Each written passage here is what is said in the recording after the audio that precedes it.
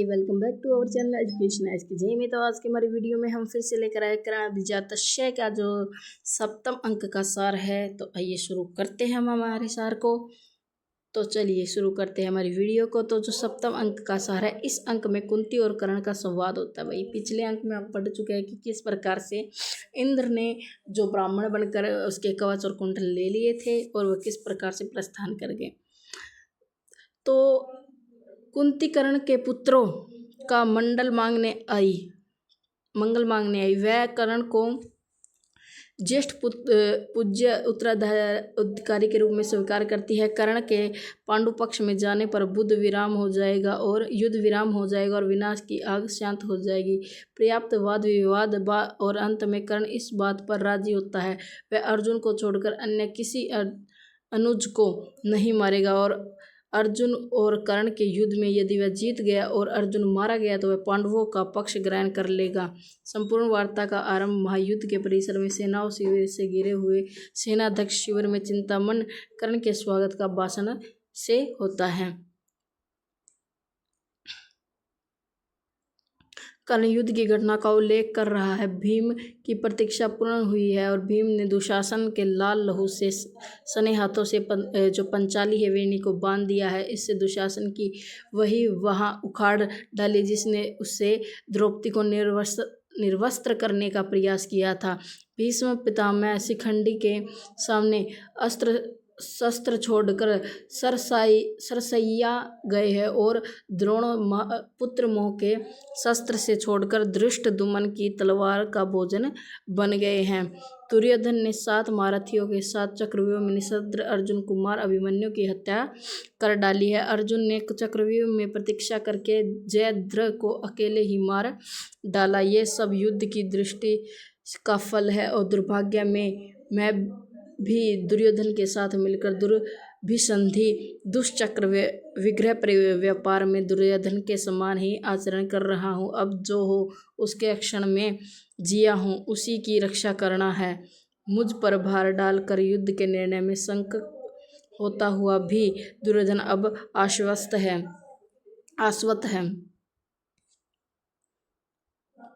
बाहर द्वार पर वस्त्रों से लिपटी हुई कुंती प्रवेश करती है। कर्ण राज महिषी का सिर झुकाकर अभिवादन करता है। रक्तपात और संहार में शकुल इस भीषण युद्ध शिविर में कुंती के आने का कारण पूछता है। कुंती स्वयं को सहोदरों के विनाश की साक्षी, राजवंश में द्वेष को बढ़ाने वाली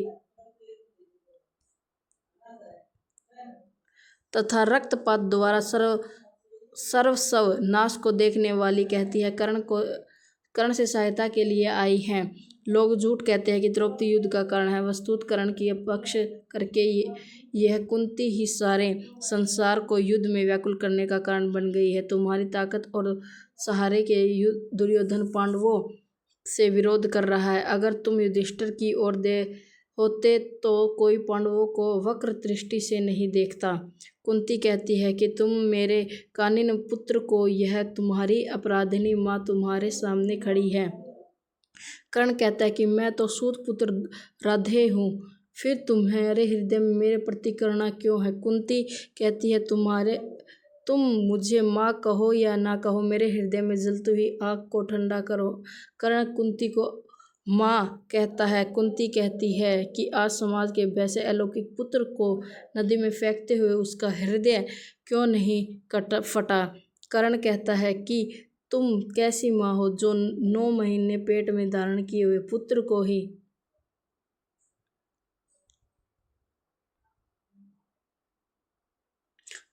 ही अपने हाथों से मार देती हो। कुंती कहती है पुत्र मुझे इस तरह से मत कोसो। कर्ण उसका मुकाबला राधा से करता है। उसके सपनों से उसे देखते ही दूध का प्रवाह फूट पड़ा और मेरे दुख में दुखी, मेरी पीड़ा में पीड़ित, मेरे मंगल में मंगल मानने वाली, मेरी जीवन के लिए देवताओं तथा पितरों की अर्चना करने वाली, मेरी माथा चूमकर कहते जाते हुए मुझे आशीर्वाद देने वाली राधा ही मेरी माँ है।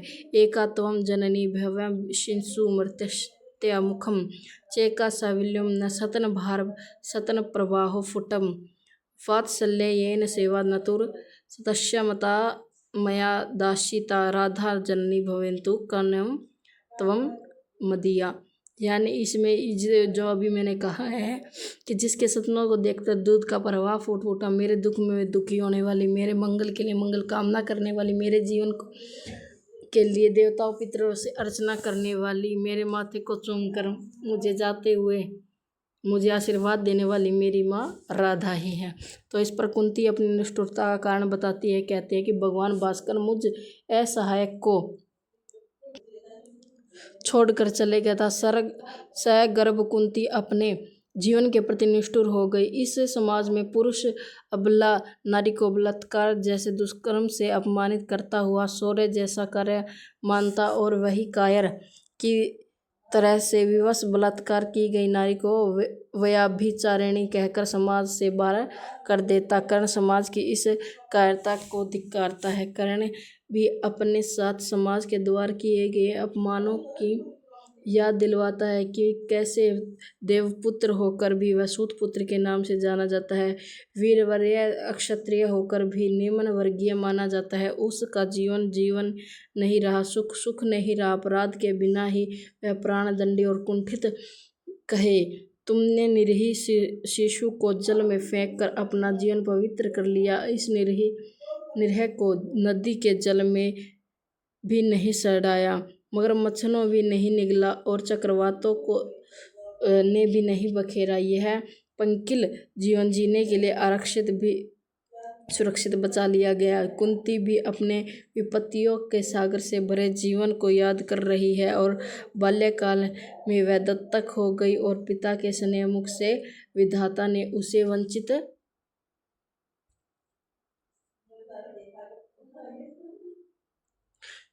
कर दिया। मुठ होकर पुत्र को जल में फेंकने वाली अविवाहिता माता ही रही। दुर्योधन के भय से अनाथ पुत्रों को लेकर जंगलों में भटकती रही। आज भी पुत्र वियोगिनी विदुर के घर में अनाथ उपरांत से जीवन बिताने वाली तुम्हारी माता अब तुम से पुत्रों का मंगल मांगती है। कर्ण कहता है कि अब बहुत विलंब हो गया, इसके भाग्य में राज्य है कोई नहीं जानता। अब वह सेनापति, अब न तो शस्त्र विराम है संभव, न ही पांडवों का पक्षहरण संभव। कल युद्ध में कर्ण और अर्जुन में से केवल एक ही सकुशल घर आएगा। यह सुनकर पुत्र के विनाश की कल्पना से कुंती विलाप करने लगती है। कर्ण पूछता है कि माँ, तुम्हारी कौन सी क्षति हो जाएगी यदि विपुल कीर्ति एकत्र करने की इच्छा से तुम्हारा एक पुत्र वीरत गति को प्राप्त हो जाए। कुंती को आक्रोश युक्त देखकर अंत में कर्ण कहता है कि तुम आई हो इसलिए मैं तुम्हें वचन देता हूँ कि तुम्हारे 5 पुत्र थे, इस युद्ध की ज्वाला में तुम्हारे 5 ही बने रहेंगे। यदि कर्ण मारा गया तो तुम्हारे 5 रहेंगे, यदि अर्जुन मारा गया तब भी तो मुझे मिलाकर भी 5 हो जाएंगे। कुंती ने कहा, तुम माता के हृदय को नहीं समझते। तब कर्ण ने उसे उस घटना की याद दिलाई, कैसे उसके हृदय में मातृ दर्शन की लालसा उमड़ पड़ी थी और माँ ने उसे पहचान भी लिया था, उसके शस्त्र ज्ञान की प्रशंसा भी की थी, मातृहीन उसके जीवन को स्वीकार नहीं किया। उस समय उसके सब स्वप्न छिन्न भिन्न हो गए। तब वह भारत भूमि विपन्न कलुषित नष्ट प्रिय जीवन ढो रहा है।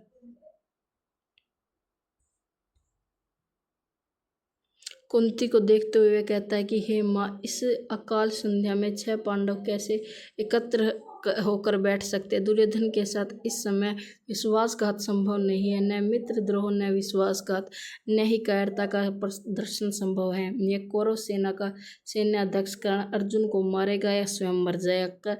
रण में कौन मर जाता है, कौन बच जाता है, कौन जानता है, किंतु सभी प्राणी तो मरण धर्मा से प्रचंड धनुष धारण किए हुए द्वंद्व में प्रातःकाल प्रबल पार्थ को भी मार गिराएगा। यदि इस धर्म क्षेत्र में वृष्य व कृष्ण द्वार नहीं कहीं छल से मैं मार न दिया गया। यह भाग्य की बात है कि दोनों पक्षों में सैन्य संचालक धनुर्धर कुंती पुत्र ही आमने सामने आए हैं। कुंती फिर से कहती, आई हुई इस दीन माता को देखो, तुम्हारे कल्याण की इच्छा से ही यह तुम्हारे युद्ध विराम की याचना कर रही है। कर्ण कहता है कि कि मैंने कौरवों का सैन्य भार स्वीकार किया है, अंत मृत्यु का भय भी कैसा है।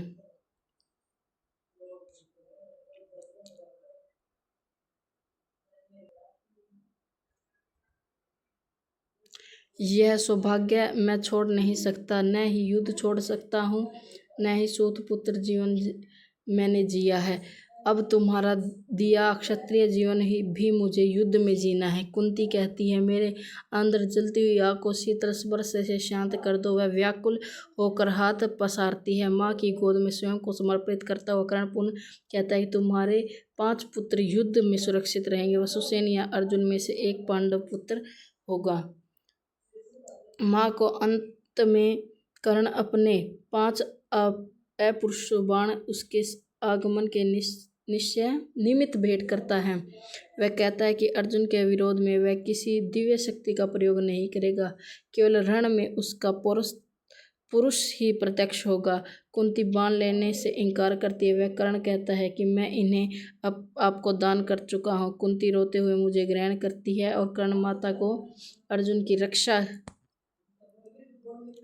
अंत में कर्ण अर्जुन की रक्षा के लिए देवताओं की पूजा करने के लिए कुंती को भेज देता है। कुंती कहती है, मुझे दोनों पक्षों की रक्षा के लिए देवता का पूजन करने। नेपथ्य में भयंकर विषधर फुंकार होती है। गर्भ से उठे हुए फन को ऊपर उठाए हुए भीष्म सर्प करता हुआ शिविर समीप आ जाता है। फिर वह अंतर्ध्यान हो जाता है। कोलाहल सुन कर्ण सर्प को देखने बाहरी सभा मंडप में जाता है। तो इस प्रकार से जो 7वां अंक है वो समाप्त हो जाता है। और कल हम फिर 8वें अंक की जो लास्ट अंक है हमारी उसकी वीडियो लेकर आएंगे। तो वीडियो को लाइक और चैनल को सब्सक्राइब जरूर